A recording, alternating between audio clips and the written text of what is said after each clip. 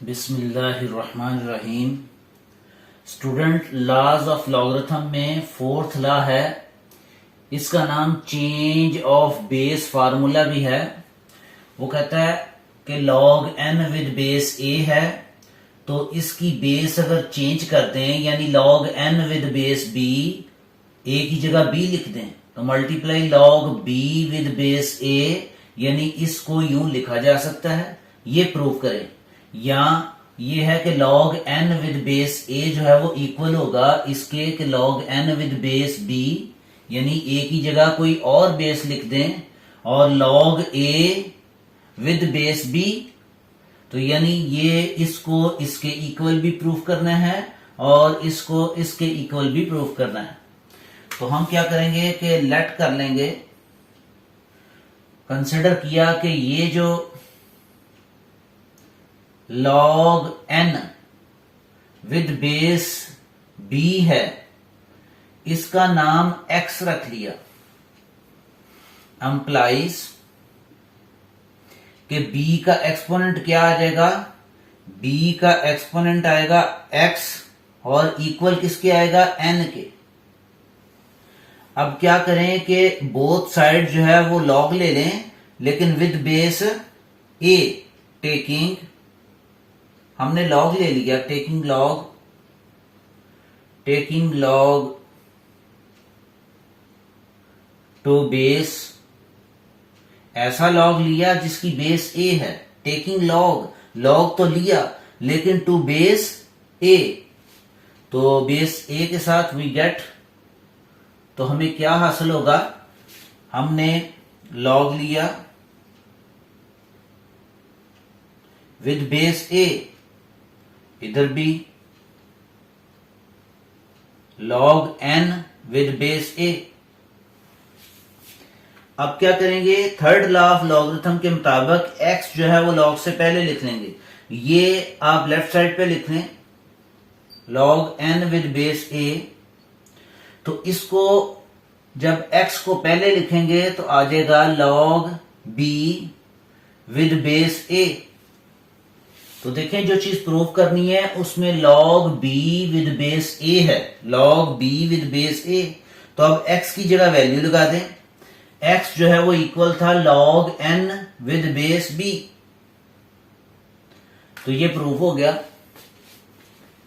यहां लिख देते हैं कि log n with base a equal होगा, x की वैल्यू लगा दें तो x जो है वो इक्वल होगा log n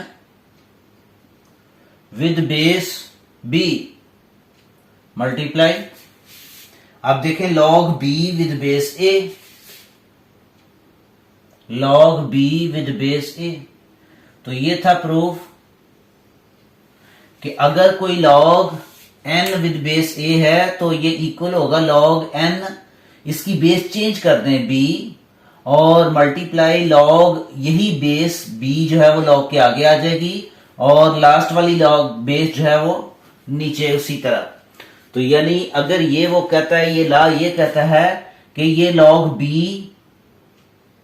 log n with base b और log b ये कैंसिल होके फिर दोबारा log n with base a आ जाएगा, यानी ये टू log जो है वो सिंगल log में कन्वर्ट कैसे होते हैं कि ये b से कैंसिल हो जाएगा, तो ये इस तरह log n with base a आएगा। अब हमने एक और रिजल्ट भी प्रूव करना है जो कि ये है, यानी log n with base a equal होगा log n with base b over log a with base b। तो हम क्या कर देते हैं कि पुट कर देते हैं, पुटिंग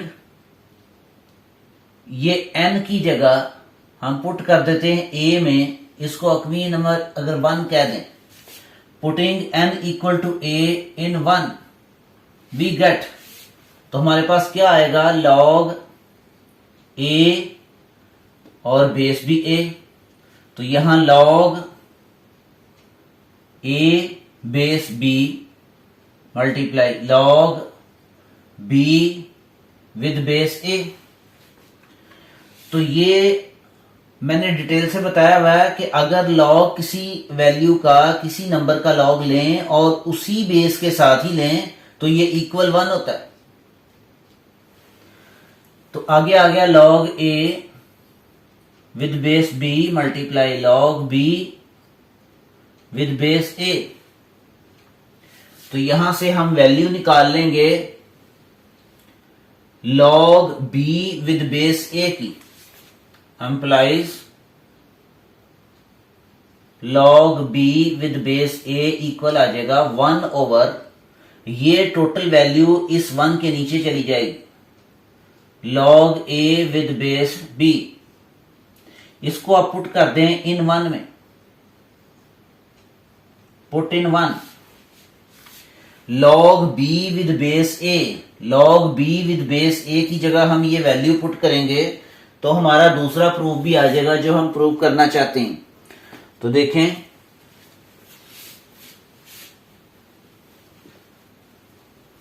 नेक्स्ट लिखेंगे हम कि log n with base a equal log n with base b, log n with base b multiply, इसकी वैल्यू लगाएं log b with base a, log b with base a की value है 1 over, ये देखें 1 over log a with base b। तो इसको, ये जो चीज है ये भी प्रूव हो गई, एम्प्लाइज हम यूं लिख सकते हैं log n with base a equal होगा log n with base b, यानी इसकी बेस a है तो ये b बन गई। तो इसी तरह ये जो बेस है ये log के आगे आ गया, ये नीचे ये वैल्यू ये इसके नीचे आएगी log a with base b। ये 4th लॉ ऑफ लॉगरिथम है जो कि बहुत ज्यादा यूज होगा स्टूडेंट्स। ये था, इसको चेंज ऑफ बेस फार्मूला भी कहते हैं। उम्मीद रखता हूं ये लॉज आपको जो है वो समझ आ गया होगा। Thank you students, Allah Hafiz.